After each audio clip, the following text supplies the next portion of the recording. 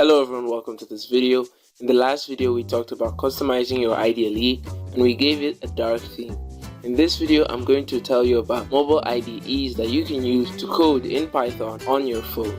If you're excited for this video, be sure to drop a like down below and also subscribe to the channel and hit the notification bell so that you do not miss any new videos that are coming up. But without further ado, let's get started.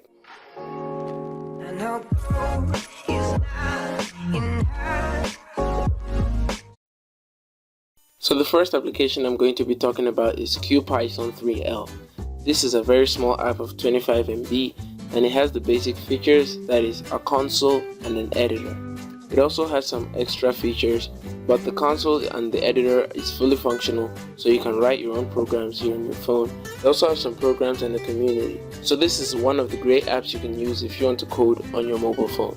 Some extra options it has is the pip console, library management, default program, and many other things. If you like it, I'd recommend you download it after this video. But now, let's move on to the other apps. So next we have another application by QPython, and that's QPython OL. This is a mobile Python interpreter. It can run both Python 2 and Python 3, and it also has all the features that we need, which is the terminal and the editor. Apart from that, it also has an explorer, a QR code scanner, and many other options. When you click on the More tab, you can see all the options that it has. You can look at its Python courses, you can get support from their community, or you can check the last runtime log, which is useful if your program is throwing errors. All in all, I think it's a great application. If you want to download it, it's only about 60 megabytes from the Play Store, so it's a great app that I'd recommend. And the third and final application we're going to be talking about today is PyDroid3. PyDroid is Python for Android, quite literally, because it has the terminal and the interpreter. It also has pip and other options which can be quite useful to you. For example, you can share your code to Pastebin, where other people can go and copy it and use it in their own ways. Or you can check out their code samples, which can help you learn if you are a beginner or if you just want to learn new things. And it also allows you to manage many different files. Apart from that, it has many themes you can choose from.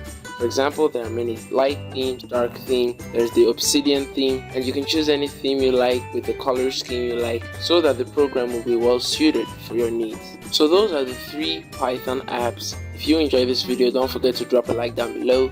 Also subscribe to this channel so that you do not miss any future updates, and turn on notifications so that you can be the first person to watch my videos when they drop. Anyways guys, thank you for watching this video. Stay happy coding, and I'll see you in the next video.